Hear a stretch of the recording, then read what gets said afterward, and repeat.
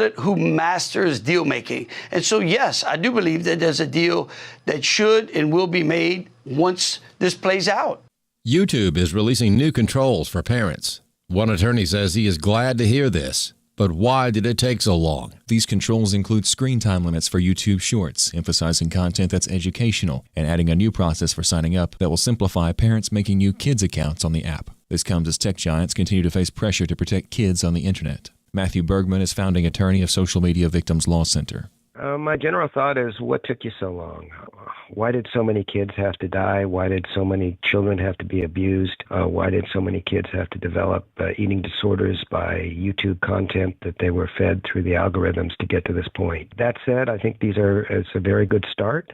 Better late than never. Bergman added the proof is in the details, though. I think we have to be very careful to remember that as long as YouTube is making its money based on the engagement that kids have, as long as they show kids not what they want to see through the algorithms, but what they can't look away from, we've still got a problem. But these are very good starts. Empowering parents is the name of the game. Bergman said that in too many instances, social media companies work to thwart parental responsibility by making it difficult or even impossible for parents to do their job in protecting their kids and teens. One way he said they do this is by encouraging the kids to open numerous accounts to establish fake addresses.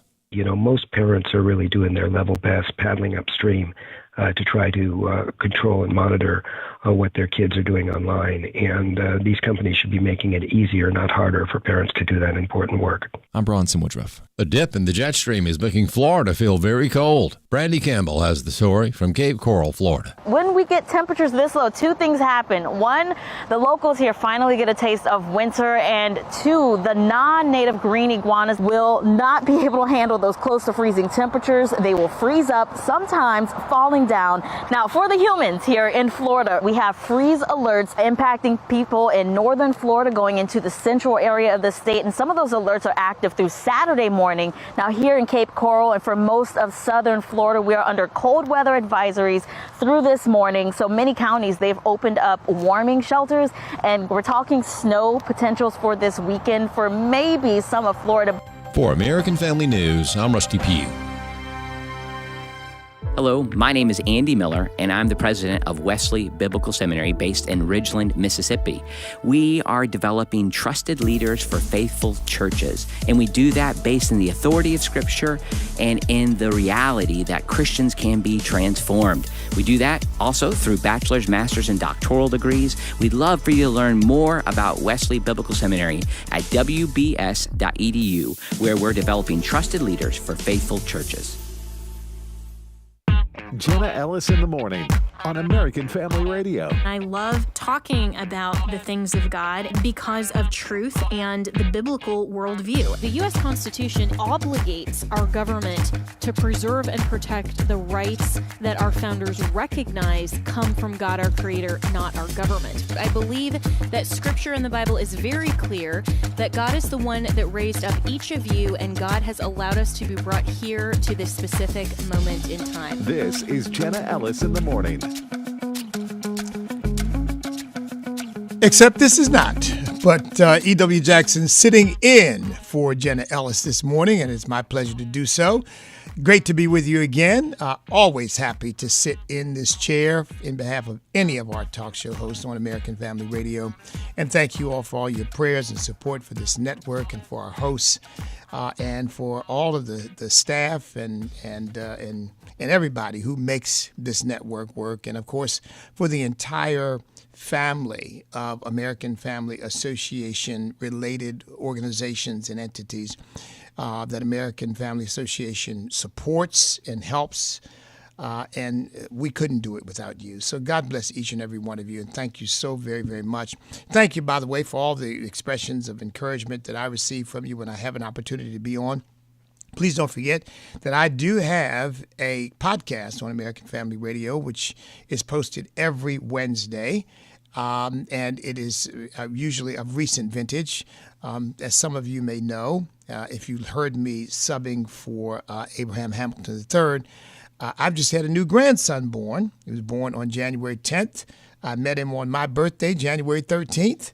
And so as a result, I had to leave Virginia and head to Georgia really quickly in order to get there and to be there as close as I could be to his birth.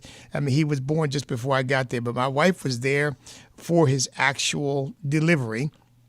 And so that did not allow me, that being away that way, did not allow me to get a live program, a live podcast in. But most Wednesday mornings, you will get something live and fresh, just recorded the evening before usually, that is rip-roaring, ready to go with important commentary, as you always get from this network.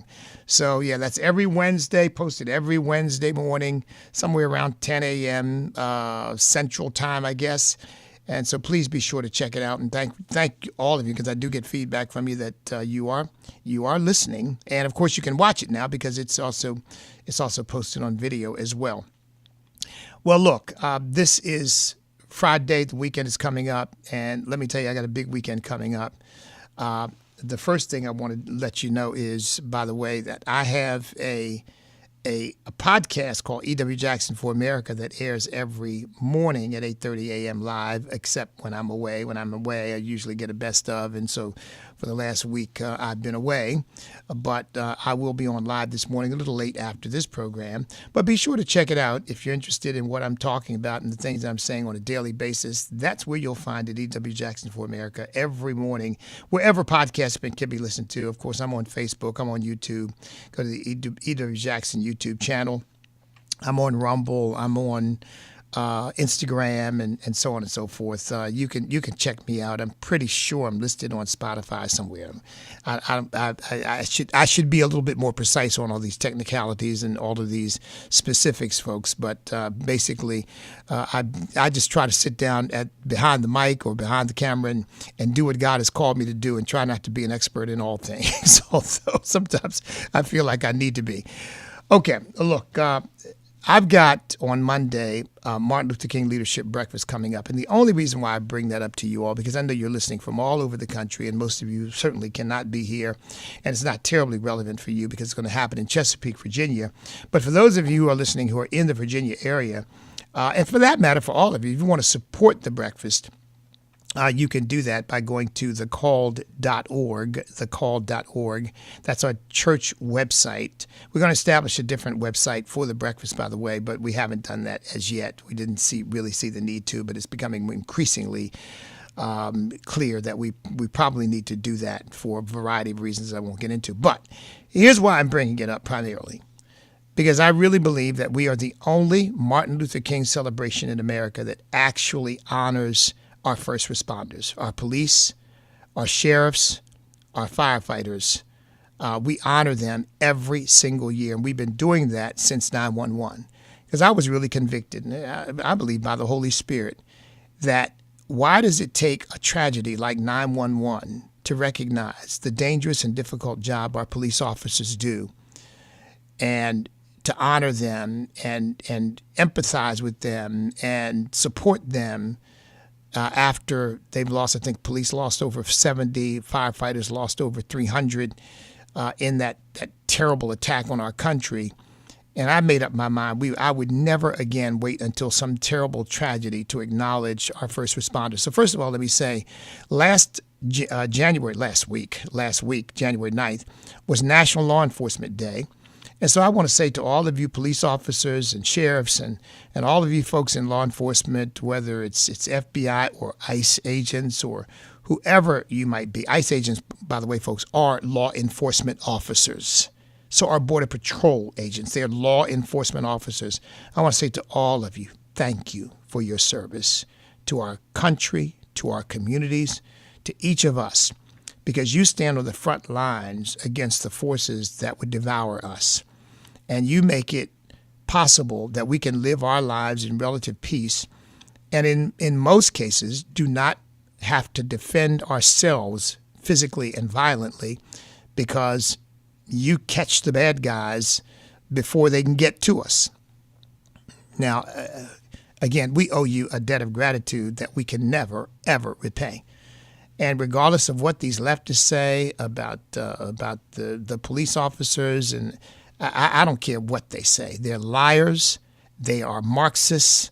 They are socialists. They are anarchists, and they don't have not one iota of the level of courage and responsibility that our law enforcement officers exhibit every single day they put on that uniform and go to work. I mean, every traffic stop could be fatal for them. Every day they go to work knowing this might be a day that I never go home, because it is the very nature of the job. And we owe them a great debt of gratitude. So I wanted to bring it up to let you know that we do that because I really believe that the true spirit of the civil rights movement, the true spirit was to bring us together, not rip us apart. What's going on in Minneapolis right now, believe it or not, folks, sadly, is an outgrowth of the civil rights movement. It really is. But it's a perversion of it. It is a distortion of it, because the civil rights movement was infiltrated early on. I mean, this is ugly truth, but it needs to be said. It was infiltrated early on by communists and Marxists and people like that who saw an opportunity to take advantage of it and used it to their benefit. And unfortunately, people who are not discerning enough, or they've already been brainwashed and indoctrinated into this stuff themselves, are only too happy to be co-opted. And so now, instead of the illustrious, peaceful civil rights movement based upon love and based upon bringing together a beloved community, these are the things that Dr. King espoused, in spite of whatever faults and shortcomings he had. And I didn't agree with him on everything. I'm saying that famously. I did not agree with him on the Vietnam War. I hated it that he came out against that, because it just showed naivete. He didn't understand the evils of communism, and that's what we were fighting. We weren't doing some kind of racist move against the people of South Korea and North Korea. We were trying to stop a pernicious movement that has continued to be a cancer on the world and has continued to be a cancer in our country. Communism, Marxism, socialism, which is really nothing but a glorified, intellectualized slave system. That's really what it is. They can put all the little, equity and equality and please. It is nothing but a glorified slave system that turns everybody into a ward and a servant of the state. And frankly, with all due respect to him, he didn't understand that. But nobody on the left either. I don't think he was a communist or anything, but I don't think he got it. And a lot of people got all caught up in the anti-Vietnam War movement who didn't understand. They were useful idiots. But so the civil rights movement did in fact get hijacked, did in fact get used and perverted. But nevertheless, the illustrious ideals of that movement continue, just like the ideals of our country continue, even though there have been people in our country who have tried to twist that and turn that and undermine that, but the ideals remain. And that's what My Breakfast tries to uphold, those ideals. That's why we don't acknowledge people on the basis of race. We acknowledge them on the basis of their service and their leadership in the community. And that certainly includes our first responders. If you want to support, go to thecall.org. And if you want to go, the tickets are still available. They won't be, they'll be a little bit more expensive after 3 o'clock today, frankly, folks. But if you're interested in going, you can still come. We still have tickets available. We still have seating available. And you can just go to thecall.org and buy a ticket and just show up, and we'll be glad to see you there. And you'll see Martin Luther King remembered in a way that I think he really ought to be remembered, for his call for love, his call for unity, and his call for our country to simply live up to our ideals, not his call for what's happening in Minneapolis right now, which is really it really is an insurrection. These people are really expressing a hatred for our country. That's really what they're talking about. The ICE agents are just the convenient targets. But what they really hate is America, because the ICE agents are simply protecting our sovereignty, protecting our borders, protecting us from people who should not be here because they have not come legally. And they're people who hate that because they don't like America as a sovereign nation, not the nation that we have now. They want something different. What they really want is a revolution. And Dr. King didn't call for a revolution. If you remember, he clashed with the people who were calling for violence and calling for revolution. He clashed with them. They hated him because he said, we're going to use soul force, not physical force. And that's what he modeled. And that's why I admire him in spite of some of his obvious shortcomings. And again, folks, as I think I said during an earlier program that I did this week, we all have them. We all have them. You know, when the time comes that people start talking about me in past tense, I mean, I know my enemies will only talk about everything they think they can find or say about me that is negative. I know that. But I hope that my friends and those who knew my heart will remember me for what I stood for and the ideals I sought not only to espouse, but to live by. Because if you want to find something to criticize me on, it wouldn't take that long to look to find it because I'm an imperfect human being. But as Dr. King said, but the arc of my life is bent toward God and bent toward love of my country and a desire to serve. So just wanted to get that out there and, again, honor you first responders and thank you all for your service to our country. Look, folks, what's going on in Minneapolis and in Minnesota is a travesty. It is sad, and it is difficult really to fathom what is happening if you only look at it from a political perspective. You've got to see this spiritually. I mean, what we're witnessing are demonic forces that have taken over the Democrat Party and have taken over the hearts and minds of so many people that they are living in a delusional world that is upside down, that is topsy-turvy. Evil is good, good is evil. Darkness is light, light is darkness, bitter is sweet, sweet is bitter. They are wise in their own eyes and prudent in their own sight. Exactly what Isaiah chapter 5 warns against. That's what they're living. This is Bishop E.W. Jackson. I'm in for Jenna Ellis. Great to be with you this morning. We've got much, much more to come. Stand by. Back in a moment.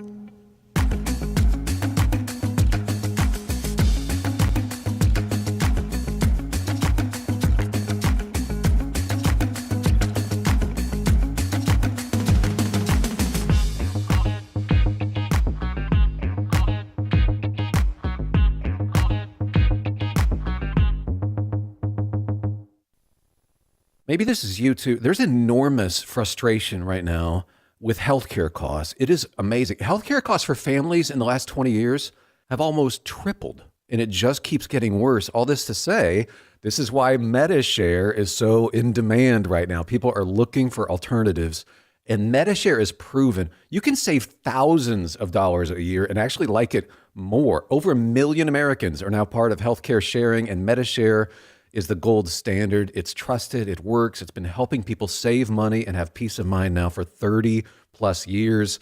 It's not some big impersonal thing either. It's a community of people like you helping each other.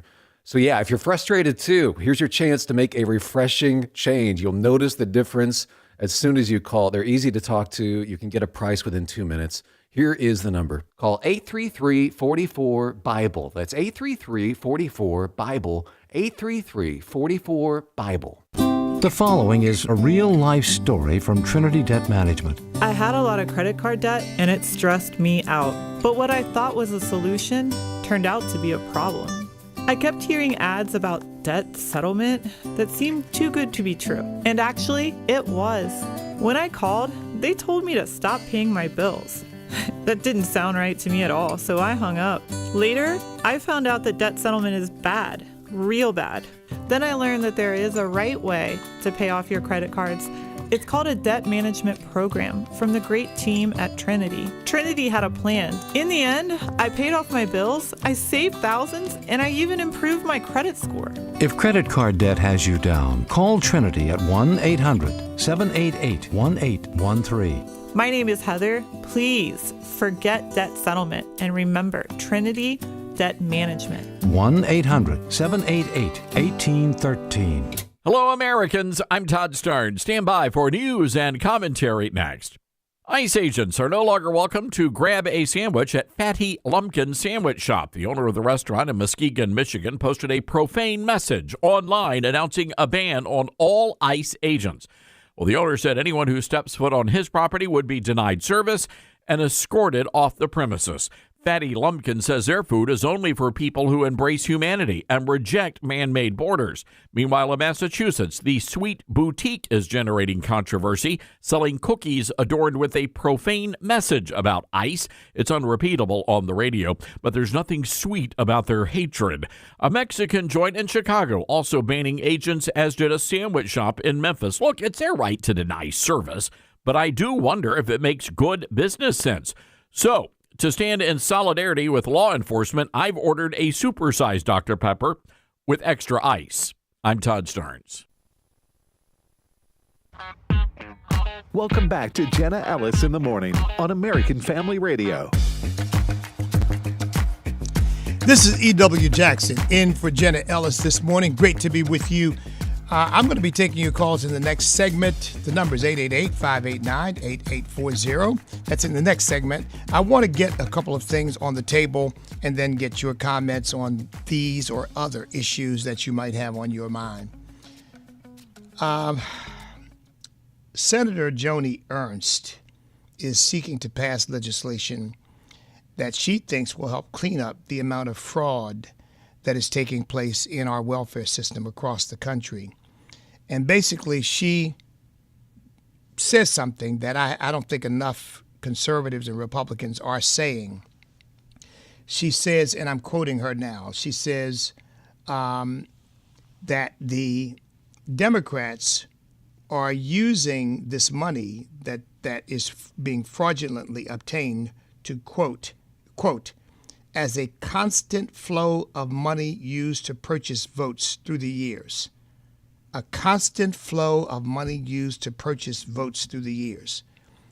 Well, she's right, but not completely.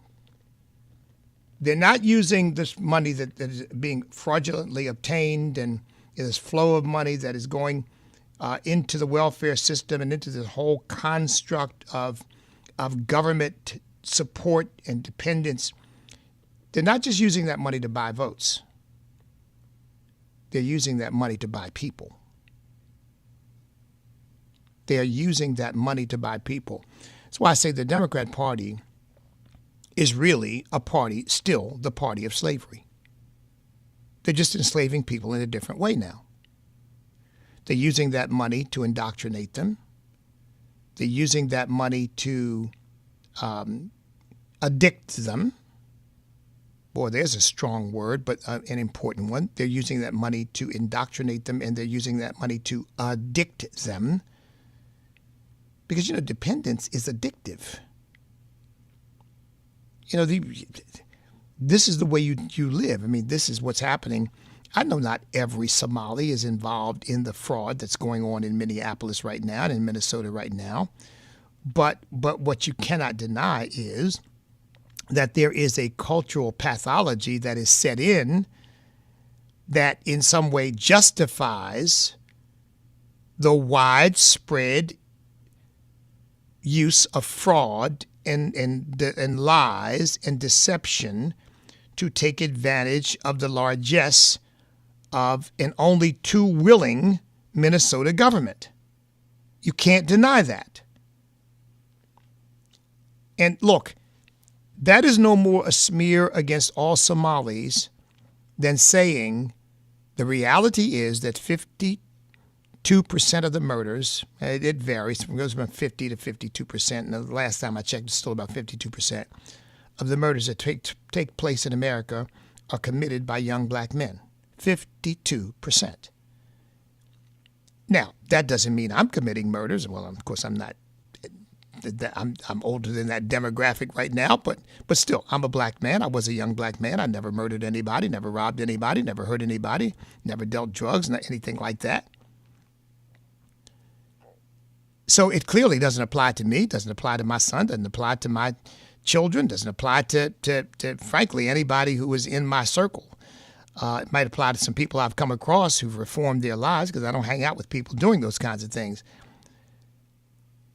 But the fact that it doesn't apply to every person, the fact that it may not even apply to the majority of people, doesn't mean there is not a cultural phenomenon that we must acknowledge. And that's not racist. It's reality. If you can't acknowledge it, you can't address it. And the fact of the matter is that there is a cultural pathology among these Somalis that thinks, and which allows them to think, that being in America means you get to steal as much as you can get your hands on. Now, that's just the way it is. And for those Somalis who don't agree with that and don't live that way, speak up. I've seen one so far. Speak up. Like I speak up against crime in the black community and these young thugs who are glorified as some kind of urban heroes and legends, and make millions of dollars rapping about these pathologies and just basically promoting evil. I speak up about it. And I think any reasonable person should, regardless of the color of their skin. Oh, you can't do that. That's racist. Just give it a rest. Just give it a rest. I mean, that's like saying, to a person who has cancer, don't talk about that. Don't talk. You better talk to somebody about it. You better talk to God about it first and foremost. You better talk to a doctor about it. You better talk to your family. You better talk to somebody.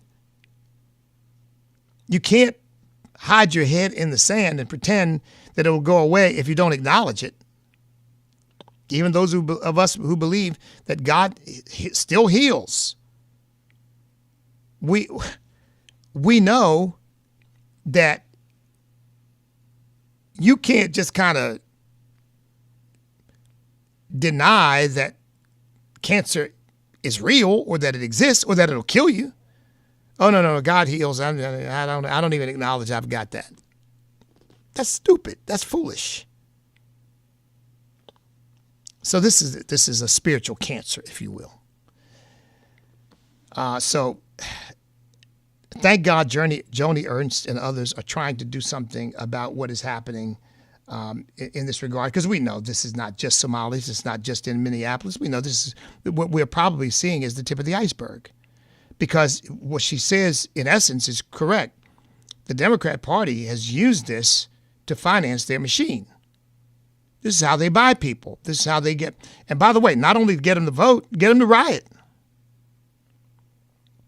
You got a lot of people out here who are dependent upon government. That's why they don't have to go to work. That's why they can be outside all day and all night, stirring up trouble, trying to hurt our ICE agents. Because they got a check coming in. They got food stamps coming in. Or they've got some perverse billionaire or millionaire who's willing to put money in to try to create anarchy in our country, like the Soros family and others. So we just need to see this for what it is, folks. When Tim Waltz urges Minnesotans to resist what he calls federal occupation, folks, that, again, boy, these... it reminds me of what J.D. Vance said to this reporter who was saying, well, Trinidad Walker's only taken over a few apartment buildings. I mean, it sounds stupid to even say it. They've only taken over a few apartment buildings. And he said, do you hear yourself? I would say the same thing about Tim Waltz. Do you hear yourself? Federal occupation? Well, first of all, we are a federalist nation. As I pointed out before, I don't know whether you all heard me when I talked about this on another program, on an earlier program I did, but folks, every city in America belongs to all of us. It doesn't just belong to the people who live there. I know people may begin to think that way, but they're wrong. Because you and I can get into our cars or motorcycles, if you like to ride that way, and ride into any city, any county, any town, any place in the United States of America, and nobody can stop us from visiting it. Nobody can stop us from moving into that place if that's what we want to do. Because we're a free country. And the territory of this nation belongs to us all. So to act like somehow American citizens who happen to be ICE agents don't have a right to be in Minnesota and don't have a right to be in Minneapolis. They have a right to be there as civilians. They have a right to be there as ICE agents. And you don't have any right to tell them they can't be. I mean, the sad thing is that with an idiot like this as governor, I mean, with this man is truly demonic. And that mayor of Minneapolis, wow, these are some truly bad people. We got to pray for them because they're just, boy, they are caught in the grip of the devil. But these judges who won't allow President Trump to send in the National Guard is exactly why you got so many ICE agents being threatened with bodily harm or even death. If the National Guard were there to back up the ICE officers in carrying out their duty, you wouldn't have this kind of mayhem that you've got.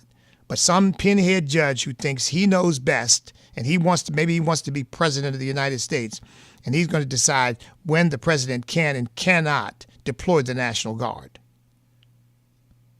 This stuff is truly insane. It really is. Because the president needs the National Guard in Minneapolis right now, and he's prohibited from sending them. He needs them there right now. With Tim Waltz saying things like, we're going to deploy our National Guard. I mean, what is he trying to do? Set up a fight between ICE agents and his National Guard? I mean, what? Folks, this stuff is almost unthinkable. It really is. Next segment, I want to take your calls. Like I said, on these issues or anything else, the number is 888-589-8840. That's 888-589-8840. And by the way, this ICE agent who was hit by the car, I'm sure you heard, he ended up with internal bleeding. In other words, he looked okay on the outside, but he had been struck by a vehicle, and that vehicle had ruptured capillaries, veins on the inside, and he was bleeding inside. You know, folks, that can kill you. You can die and not even appear to be sick or to be injured. This ICE agent responded exactly the way he was supposed to respond, because my guess is that he probably responded immediately after he was hit, or as the car was coming at him and he knew he was going to be hit, he responded.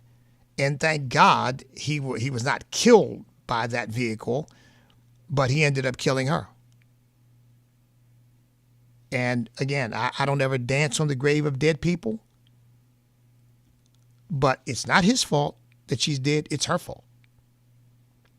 And maybe the fault of all these people who are stoking all this violence out there and telling people to resist and telling them to, these ICE agents are the Gestapo and they're the secret police and they're absconding with Americans. You probably heard the press secretary's interaction with that reporter who asked this very, very biased question. And she said to him, and he just looked at her with a blank stare. She said, because he was saying, the numbers of Americans that have been arrested and the numbers, I don't even believe his numbers, but she said to him, I bet you can't tell me the number of Americans who have been killed by illegal aliens. And he looked at her. He didn't fire back with a number because he doesn't have one, because he doesn't care.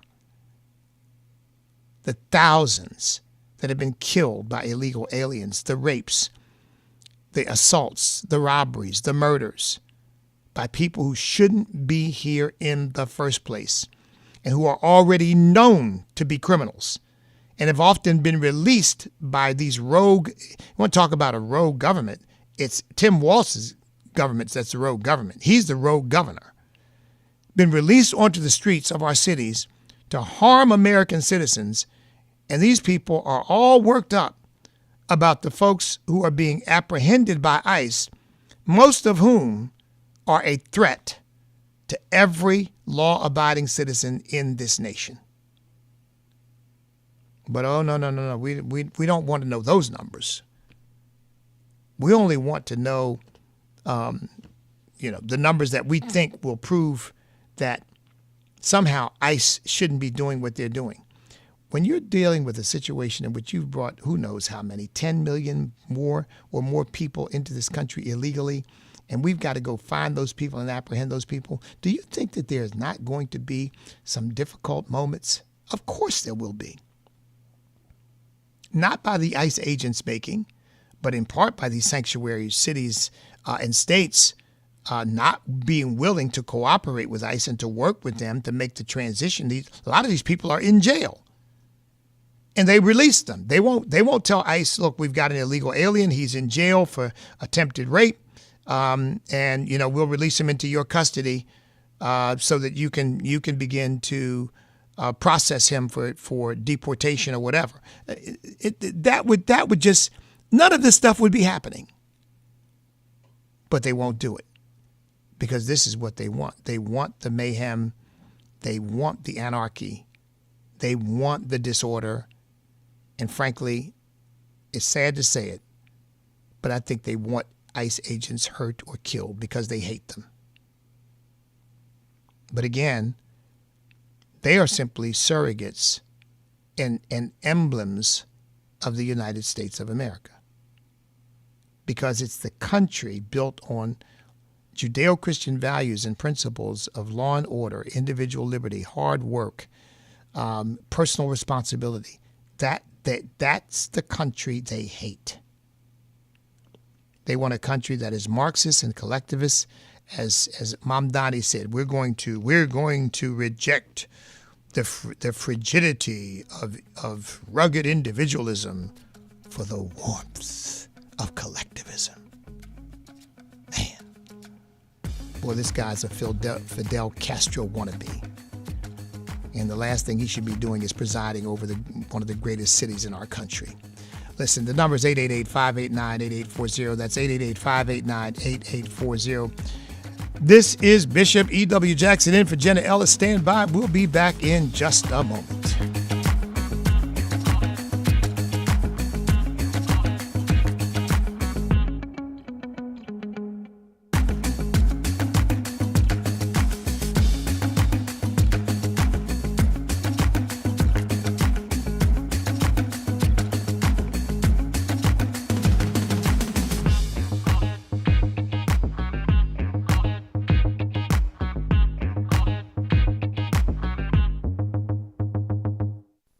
Women going through the ordeal of infertility or miscarriage experience pain and loneliness that are too much for words. The Hannah's Heart Conference, January 30th and 31st, 2026, at Hope Church in Tupelo, Mississippi, can help bring hope and encouragement with biblical teaching from Jane Johnson and worship led by Phil King. For more information or to register, visit afr.net/HHC2026. afr.net/HHC2026. Culture is a product of us being placed in a particular location, and it is God's desire that His light bearers would culture or cultivate a particular area. Join Abraham Hamilton III as he presents the biblical case for cultural engagement. It's a powerful video resource from the American Family Association's Cultural Institute series. You and I create the culture of our country. Visit afastore.net. This is Abraham Hamilton III with AFR, and we're sending Bibles. Here's Michael with Bible League International. Abe, what if you were a new believer, eager to grow in your faith, but you had no Bible? You'd say, well, I'd go to a Christian bookstore, have a company ship me one. Well, what if those weren't options? You know, that's the way it is for literally millions of Bible-less believers in the regions of Asia, Africa, the Middle East, and Latin America. They've been denied God's Word, but oh, the joy that comes when they finally receive a Bible. When I got the Bible, I really love to read, and because of those reading, God is really blessing my heart. AFR listening family, you've been incredibly kind to bless 14,000 Bible-less believers. We're at the end of a months-long campaign to bless 16,000. We've got 2,000 to go by January 15th, so at $5 a Bible, $100 sends 20, $500 sends 100. Would you pray and help us finish strong January 15th? Abe? You can give by calling 800-YES-WORD, 800-YES-WORD, or visit sendbiblesnow.org. That's sendbiblesnow.org. Candace talks about finding out she was pregnant. Thankfully, an ultrasound provided by Preborn allowed her to hear her baby's heartbeat. The sonogram sealed the deal for me. My baby was like this tiny little spectrum of hope. And I saw his heart beating on the screen. And knowing that there's life growing inside, I mean, that sonogram changed my life. I went from just Candace to mom. Thank you to everybody that has given these gifts. You guys are giving more than money. You guys are giving love. Preborn currently has clinics that do not have ultrasound machines. Would you consider a leadership gift and sponsor a machine today? These life-saving machines cost $15,000, more than most centers can afford. Your donation will save countless lives for years to come. Dial pound 250 and say the keyword baby, or go to preborn.com/AFR. Welcome back to Jenna Ellis in the Morning on American Family Radio. And this is E.W. Jackson in for Jenna. Great to be with you again. Look, folks, the number is 888-589-8840. If you want to comment on anything I've said or anything that I haven't brought up that you think needs to be brought up, feel free. You know, there's so much to talk about because the president is making moves on Greenland. We need to talk a little bit about that because that's being mischaracterized. It's, as always, the president is really threatening some action in Iran. There are real national security interests at work here, and this president is really playing the long game. I don't think he has any intention of putting boots on the ground in Iran and getting us into a quagmire there. But of course, they're going to say that as well. You know, I will say this, folks. Donald Trump's not Jesus, and my ultimate trust is in Jesus Christ and, frankly, in him alone, more than I trust even myself, okay? So let alone President Trump. But I really do have a great deal of confidence in President Trump's judgment. And sometimes you have to ignore his rhetoric because I think his rhetoric is often a kind of bait and switch to kind of trigger all these leftists and get them talking about something that is completely off the mark. But he knows exactly how to just push their buttons. So I don't really pay much attention to some of the rhetoric that he uses, except to know that when he says he's going to take action, you better believe he's going to do something. Exactly what is not always clear, but he knows, I believe, what he's going to do, and I think he's got some great people around him. So I tend to give him the benefit of the doubt. That doesn't mean I think he's infallible, because I know he's not, but I tend to give the president, this president, the benefit of the doubt. And I'll say one other thing, then I'm going to take your calls. I really do believe that President Trump is going to go down as one of the greatest presidents in our history. Not just one of the greatest presidents in our lifetimes, but I really believe he's going to go down as one of the greatest presidents in our history, if history is indeed fair to him. 888-589-8840. Let's come to your calls. Let's go to Dick in North Carolina. Dick, welcome. Yes, good morning, Bishop. Thank you for doing this for her this morning. You hit on this while I was on hold. This has been a question for me for quite a while. In the reporting on the people who are being apprehended, they consistently tell us how many felons they've committed, how many felonies they've committed, how many homicides they've committed, how many rapes they've committed. But it's not been clear in the reporting who released them back into the public. Now, from what I gather from what you have just said, just on this program this morning, it looks like it was the American justice system that has released them. Prior to that, I thought maybe these were felons that had been released from Venezuela and Guatemala and so forth and allowed to come into the country. Which do you think it is? Thank you so much for the call, Dick. I think it's a combination. I think it is a combination. But here's the thing. Remember that the Biden administration knew about the criminal backgrounds of many of these people who've been released into the country. So it begins there. They released them under his authority. They released them into the country knowing that they were bad guys.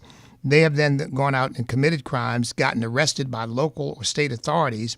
And you're right. And often judges or policies, particularly in these blue states, which is where they gravitate, by the way, because they know they've got a sanctuary situation that they can enter into where they'll essentially be protected. So I think it's a combination of both. Nothing we can do about what Biden did now. He's gone. He's out of office. But these people are in office who just continue to do this stuff. Why? I think it's because, again, they really do want the anarchy and the disorder because they think in the end it works for them. And they think in the end it's going to help build them a constituency that will allow them ultimately to take over the country. So yeah, I think it's a combination of the both. Let's go to James in Texas. James, welcome. Blessing to you, Bishop. I got a quick question.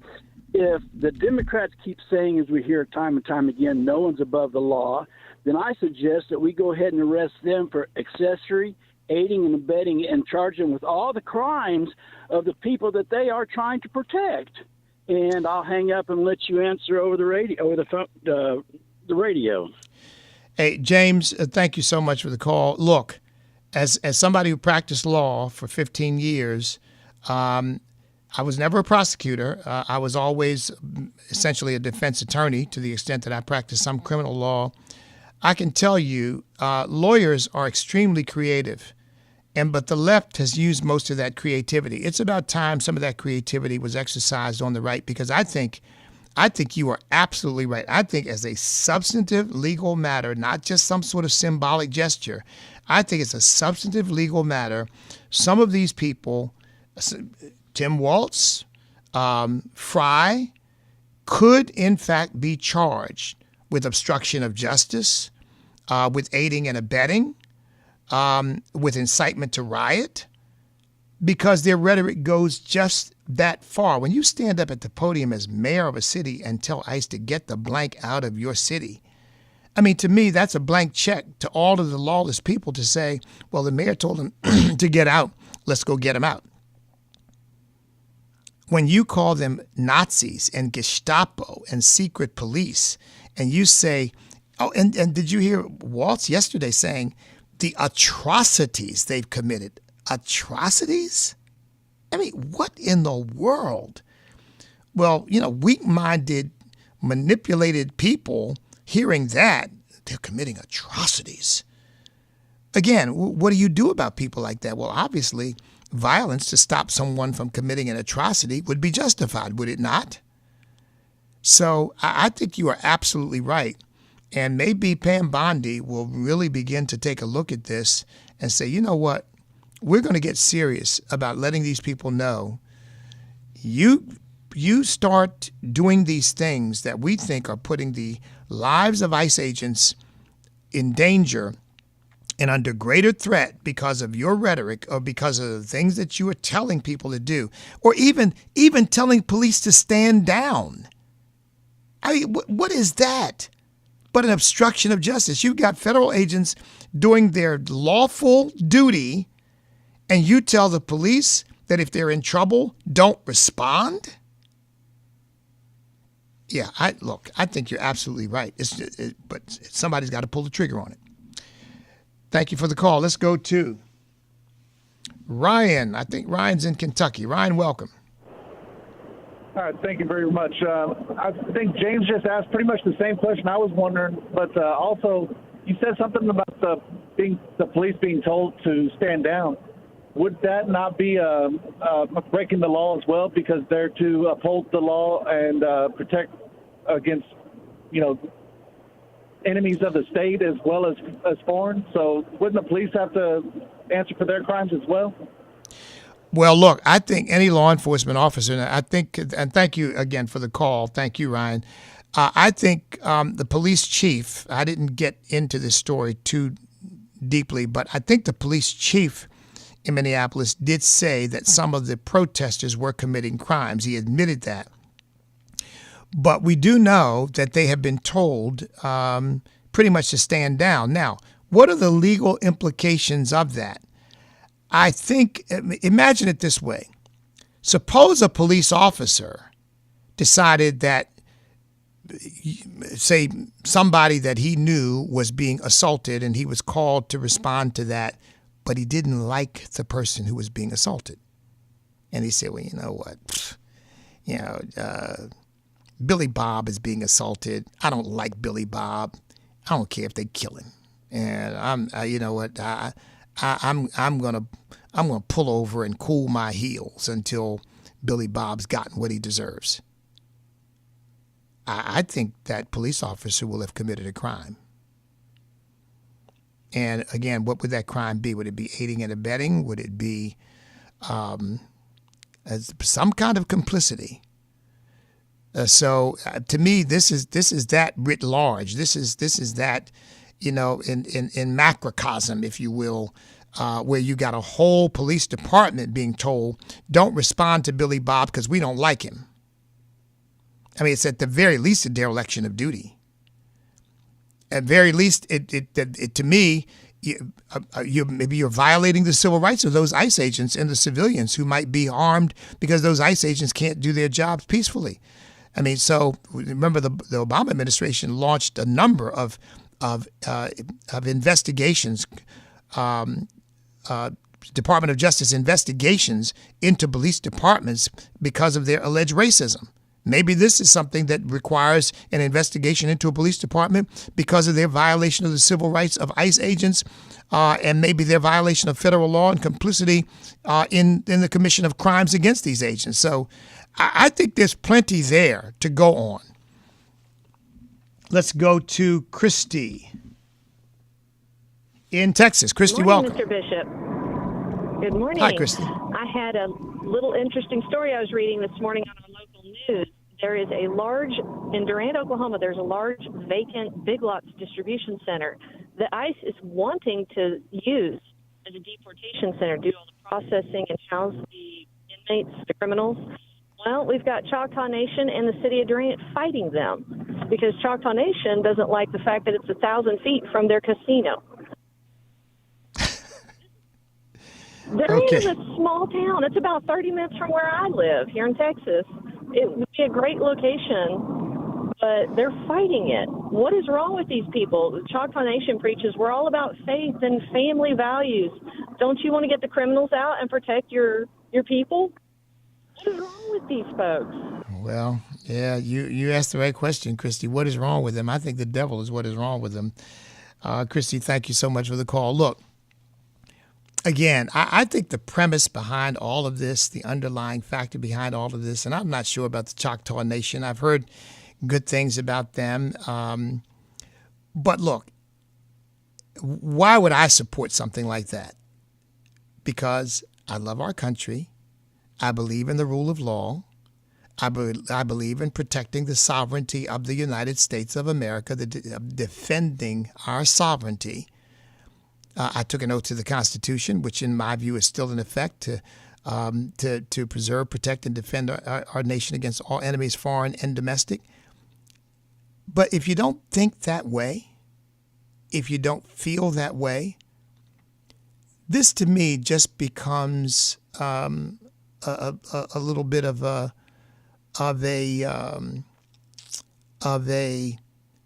dress rehearsal for what you really want. I mean, you express it without saying any of that. You just say, we don't want ICE agents having any kind of area here to do their business. But what you really don't want is you just don't want America to thrive. And the stupid thing about it shows this how demonic this is. When I hear people say, "We're going to bring this country down. We're going to bring America crashing down." Well, but it's going to become crashing down on your heads, dummies. I mean, where are you going to be? On an island somewhere? You think the collapse of America is going to go well for you? But I think people are deluded into thinking, yes, absolutely, it's only going to affect the bad people. It's just, the insanity it's almost unfathomable. Let's go to Gary in Michigan. Gary, welcome. Best Friday morning to you, Grandpa. Thank you, my friend. I have a picture here of you between my wife and I from a couple years ago. My granddaughter asked, "Who is that?" And I said, "That's a smart man. Listen to him every time you can." Thank you. Well, I hope my grandchildren feel the same way. Oh, I bet they do. Okay, sir. Question. The previous administration took an oath to protect the United States and the citizens. Yep. They turned around and ushered all these criminals in here and killed a number of us. Now, why aren't they being prosecuted for that, especially by the families of the young ladies that have been murdered? Yeah, Gary, thank you for the call, and appreciate your designation of me as Grandpa. They call me Granddaddy. I've now got a new title, folks, one that I wear more proudly than any other I've probably ever worn, other than maybe Daddy. But look, it gets so complicated. I mean, part of it is a matter of political courage. Part of it is the practicality of trying to bring a former president to justice. Part of it is the immunity that the president of the United States has when he's carrying out his official duty. And one could argue that there he's engaged in a dereliction of duty, not carrying out his duty. But it just gets so complicated. And I think even a president like Trump probably just feels like, you know what, it's just easier to move on and correct what's been done and to try to bring these people to justice. Not to mention, as you can imagine, the tremendous upheaval it would cause in the country. There are people in this nation who not only predict that we're going to have a civil war, they want one. That's the kind of thing that could, again, whether it precipitate one, I don't know. But I'll tell you what, if anything could, that kind of thing could. Folks, that'll do it for today. God bless each and every one of you. See you again soon. The views and opinions expressed in this broadcast may not necessarily reflect those of the American Family Association or American Family